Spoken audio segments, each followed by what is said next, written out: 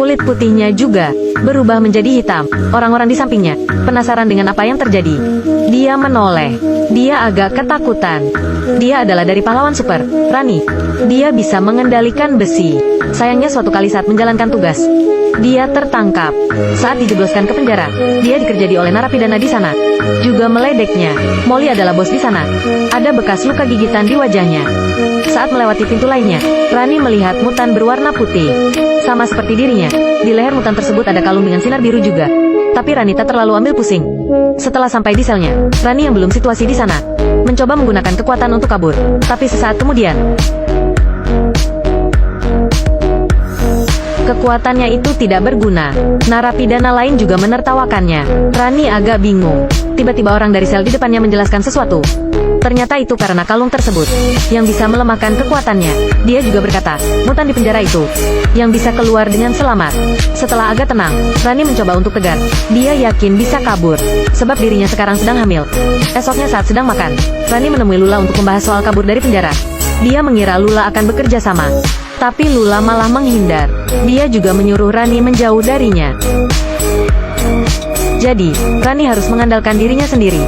Saat sedang cari angin, Molly lagi-lagi cari masalah. Dia menyuruh Rani mengikat tali sepatunya. Tapi Rani menolaknya. Molly mendekat dan berkata, "Ayolah, lakukan yang kusuruh. Di luar sana, kamu bisa pakai kekuatanmu. Tapi ini penjara. Aku yang berkuasa." Rani mau kabur dari penjara. Sama sekali tak berniat cari masalah. Dia langsung pergi. Tapi anak buah Molly menarik dan memukuli wajahnya. Saat melihat hidung Rani berdarah, Molly juga ikutan. Begitu mendengar Rani sedang hamil, dia malah menendang perutnya. Walau kalung itu menyengatnya, dia menarik meja di sana, lalu memek hantam Molly.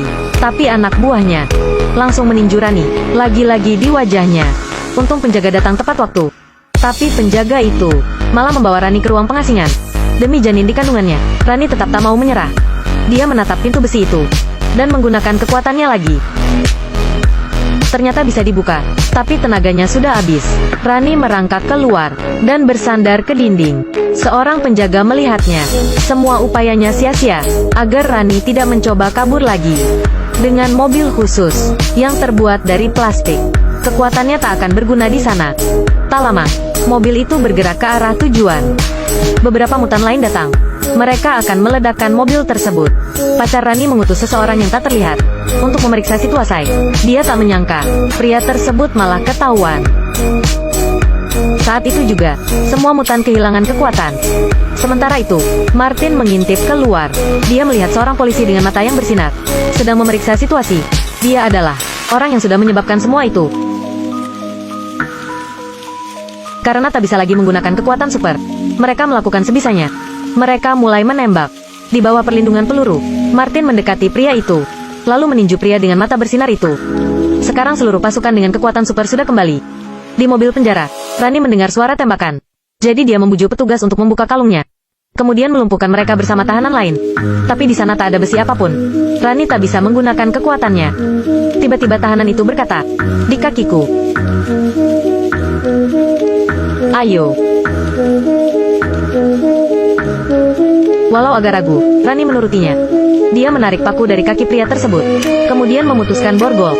Menghadapi masalah itu, penjaga segera memanggil bantuan. Rani mengangkat tangan dan membanting pintu mobil. Polisi menembaknya, tapi Rani bisa menangkap peluru mereka. Tanpa kalung itu, kekuatannya normal kembali.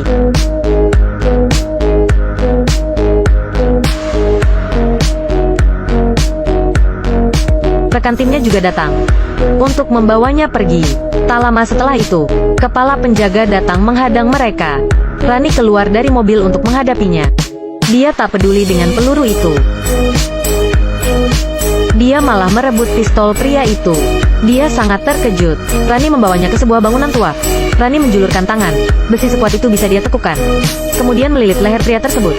Itulah rasanya dipakaikan kalung. Rasakan itu sekarang. Saat itu polisi sudah mengepung.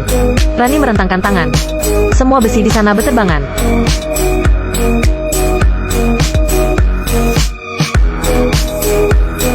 Dan menghantam ke arah mereka.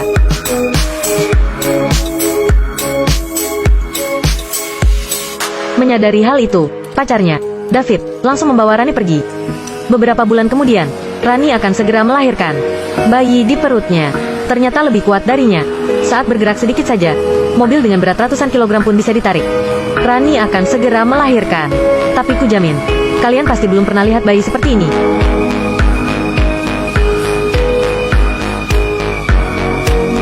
Saat itu Rani mulai hilang kesadaran. Temannya menyadari hal itu. Jika keadaan terus berlanjut, nyawa Rani bisa terancam. Saat itulah, David memanggil seseorang yang bisa membaca pikiran. Dia mulai beraksi, dan melihat ke arah Rani, lalu melihat hayalannya. Sesaat kemudian, Rani melihat era kemakmuran para mutan. Dirinya dan sang anak bisa hidup bahagia. Hal itu membuat semangat hidup Rani kembali bangkit. Dengan dorongan dari dokter, Rani berjuang keras. Tapi tak lama, kota tersebut berubah menjadi sangat menakutkan. Rekan timnya memeriksa apa yang terjadi. Ternyata cuma karena Rani yang melahirkan. Akhirnya, dengan getaran yang hebat, Rani berhasil melahirkan anak. Saat melihat anaknya yang imut, Rani menamainya Melly. Karena baru menjadi ibu, Rani tak bisa menenangkan bayinya. Untung Julia yang bisa membaca pikiran melihatnya. Matanya kembali menyala. Melly berhenti menangis.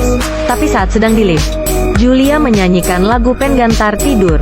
Lagu itu dinyanyikan untuk menenangkan bayi. Hal ini menandakan Julia sudah merasuki pikiran anaknya. Hal itu membuat Rani kesal. Untung Desi datang tepat waktu dan menghentikannya. Tak lama setelah itu, Rani kembali mendapatkan tugas untuk menyelamatkan seorang gadis bernama Loli. Loli memiliki kekuatan super.